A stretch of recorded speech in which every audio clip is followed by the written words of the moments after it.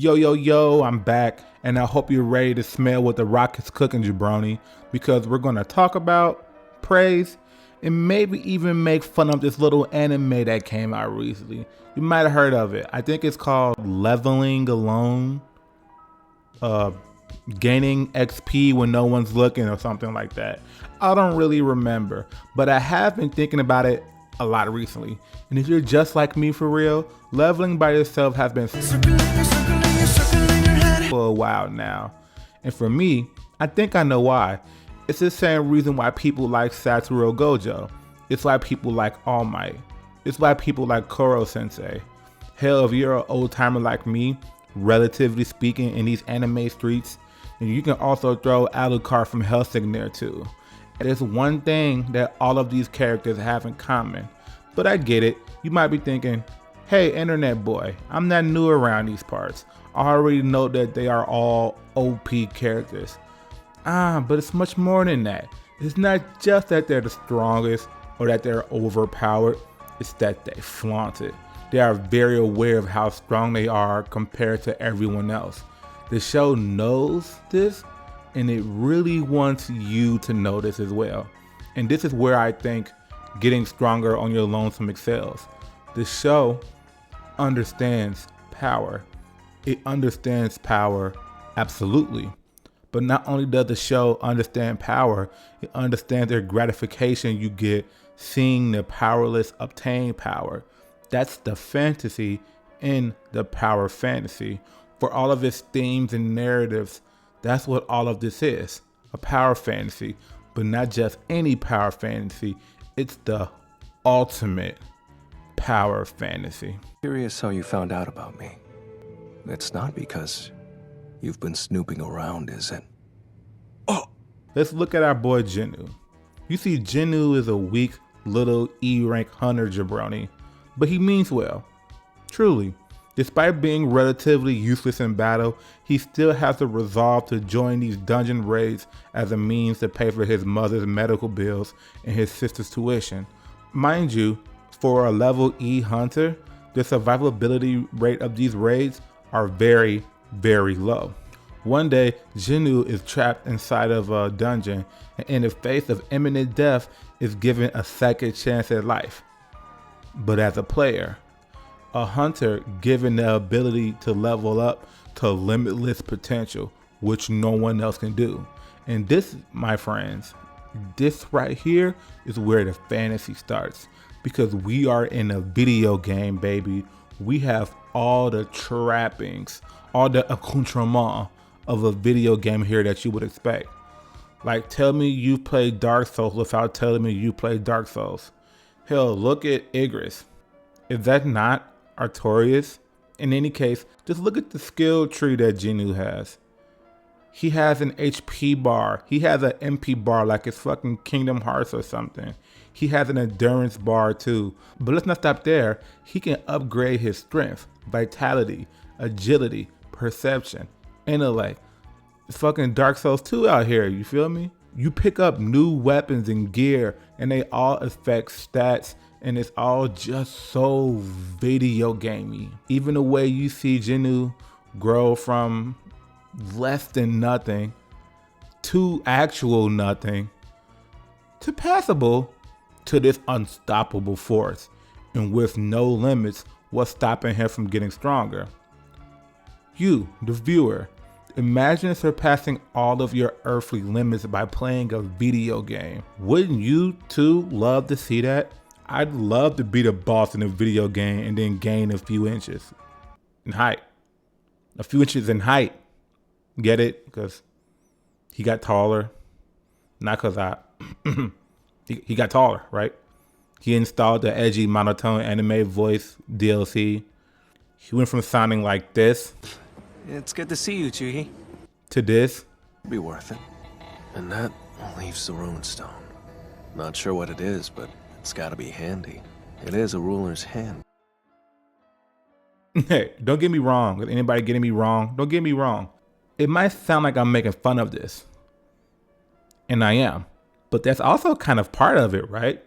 He gets taller, stronger, physically fit, and even more confident. And it all adds to the theme of personal growth and becoming the you that you are meant to be. And this theme of personal growth ties directly to Jinwoo in his rise to power. I mean, even looking at it on a surface level of the enemies that he fights, you see him go from killing wolves to killing bosses and then resurrecting them to join his army, which adds even more to the power fantasy with the element of control. But that raises the question, what makes a power fantasy? How do you show power?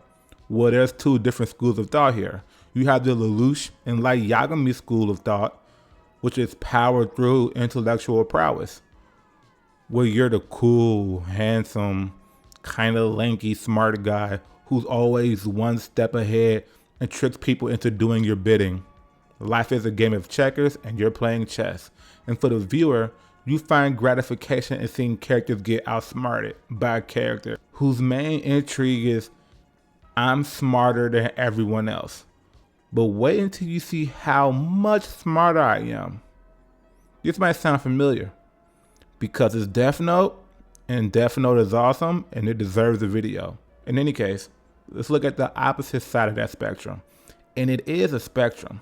We have the Gojo Alucard school of thought, where Jinwoo ultimately resides, which is the power of might, the power of ability.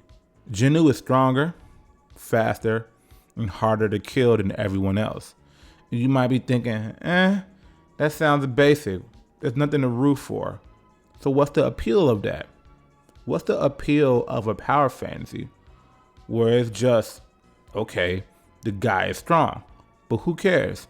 And that's a fair point. Why would you care? Because the power has no limit.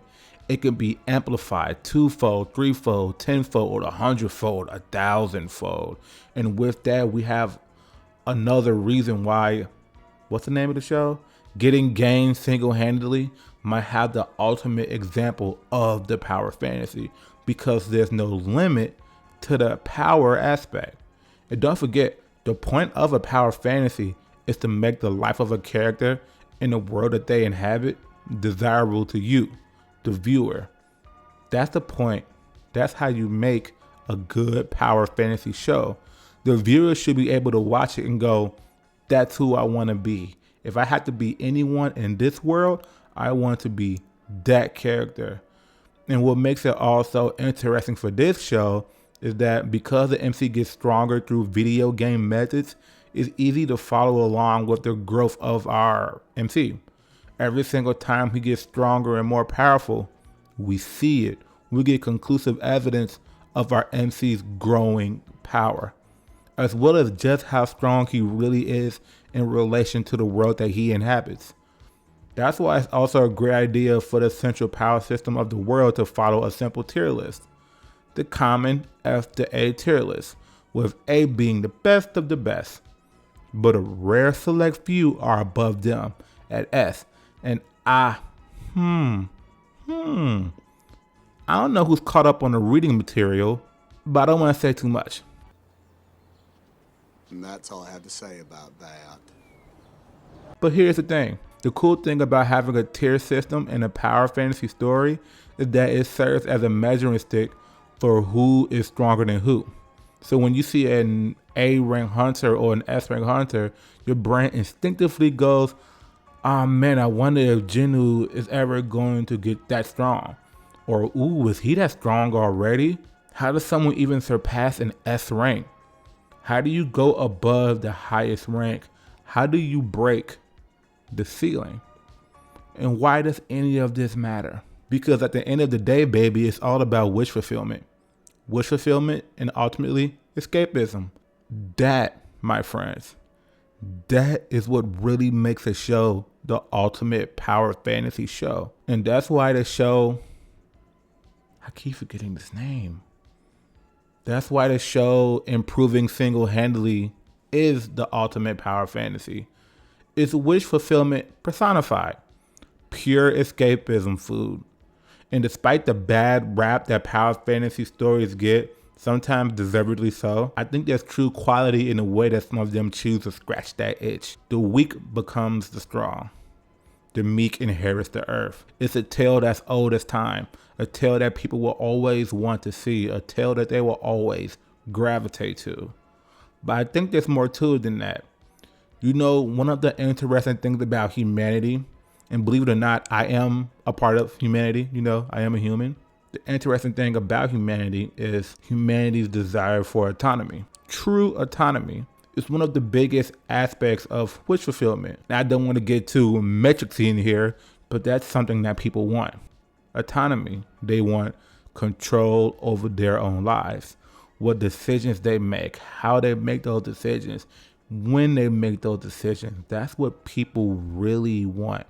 So the show asks the question, in Sung Jinwoo's world, Sung Jinwoo rather, how does one gain true autonomy? And I think, well, I think you already know the answer. Power. As a viewer, as someone who in real life is not this all-powerful, omnipotent being, you get to watch someone on the bottom rung of society gain power and in turn autonomy. Because if Jinwoo keeps going in the way that he's trending, who's going to tell him what to do? And who doesn't want to see that? Just look at the scene where the White Tiger Guild's recruiting manager tries to recruit him. Jinwoo gets the deal he wants. He gets the respect that he deserves, all while showcasing just how ahead of the curve he really is. And who doesn't want that? So, a conclusion, if you're coming home from a hard day's work and you wanted to watch a show that teaches you the meaning of life and what's the point of all the frivolities of human society, and no, you won't get that here. You won't find that here, I promise you. But if you wanted to watch a show where a strong guy does strong guy things and gets even stronger, who, buddy? Well, I have this show just for you. This show. And its name? Well, it's called... Oh, sorry, I gotta take this.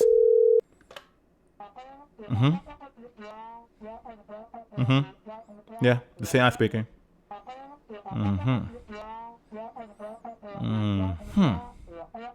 Okay, got it.